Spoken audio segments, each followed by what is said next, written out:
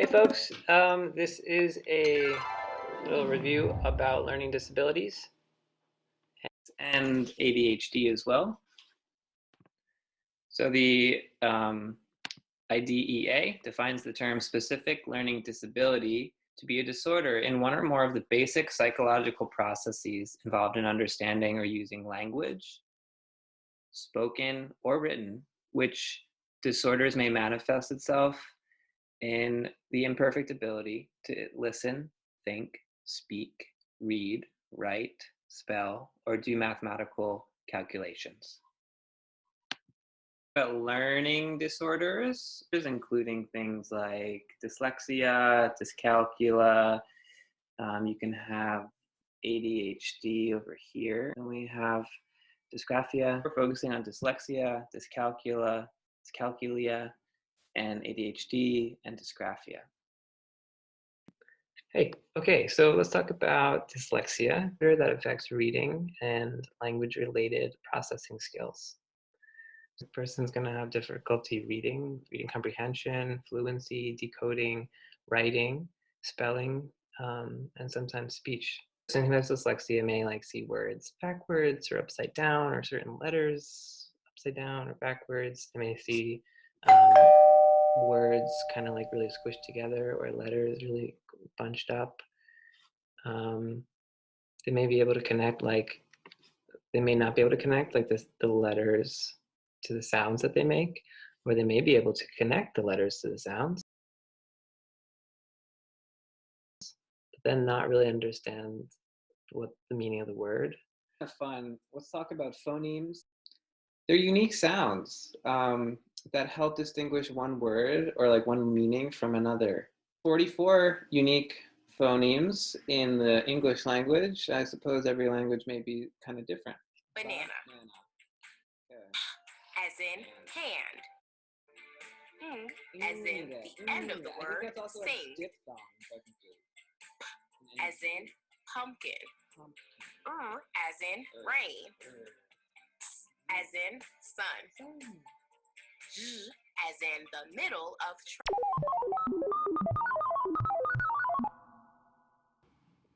Dyscalculia is a learning disorder where it's a mathematical disability where you cannot perform basic math operations. You'll have difficulty learning and remembering numerals or basic facts about numbers, and you're slower at computation. Some may take longer for you to take tests.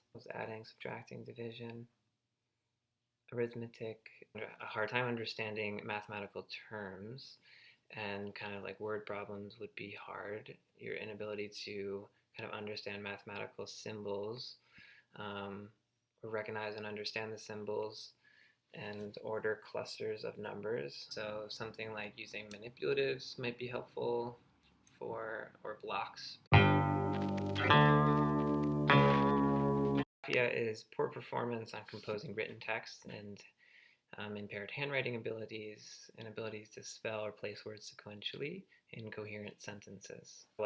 Kind of really hard to read handwriting, really bad handwriting. But then you also may exhibit spelling mistakes, like using F-O-N-E to spell telephone. So here are all of our writing instruments that we're going to use. Here we have our little shell pencil. So I'm going to have a big grab here. Alright. So we have another shell here.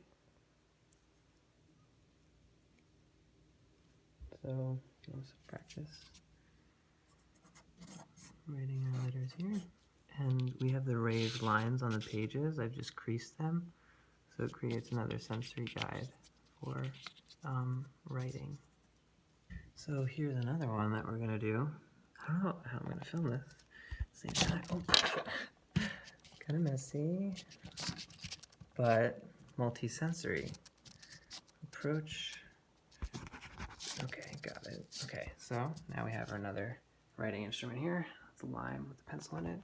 And now I'm going to grasp, and again, I'd be holding the page down, but I can't do that in filming. So I can do that again here to practice writing. using this kind of grip. So let's also go over what orthography is. So orthography is a set of conventions for writing a language, which includes norms of spelling, hyphenation, capitalization, word breaks, emphasis, and punctuation. Orthographic encoding is the basis for handwriting instruction. Many of these disorders, the child may avoid the tasks such as like math if you have dyscalculia or reading if you have dyslexia. So one way OT really can kind of engage them in it is finding ways to perform the tasks that are meaningful to them. ADHD. So we have symptoms of inattention and we have symptoms of hyperactivity and impulsivity. Inattention. They fail to give attention to detail or make careless mistakes. They may have difficulty sustaining attention. They don't seem to listen. However, this doesn't imply anything about their intelligence. Doesn't follow through on instructions or fails to finish tasks. Difficulty organizing tasks and activities. And now we have the symptoms of hyperactivity, which might be like breathing or squirming around, or maybe you leave the seat really unexpectedly in the middle of the class, or maybe you have difficulty engaging in a quiet activity, or you're often on the go. So there's 3 different types of ADHD. You can have the combined type when you have signs of both hyperactivity and attention difficulties. You can have the predominantly hyperactive impulsive type, so significant difficulties with hyperactivity and impulsivity, and fewer difficulties with attention. And then you can have the predominantly inattentive type, which is significant difficulties with inattention and fewer difficulties with hyperactivity and impulsivity. So what causes learning disabilities? Genetics seem to play a role. So there's a recurrence rate as high as 45% with some learning disorders. There's neuroanatomical explanations. So abnormal cells in the visual system, abnormalities in the corpus callosum.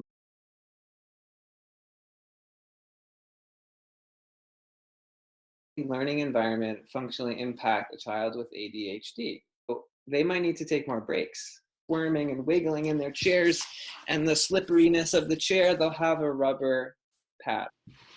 Hey, so you want to encourage good posture. So got some right angles going on. If I'm writing at the desk, smaller groups or individual groups, the individual attention might help make it easier for the child to ask for help.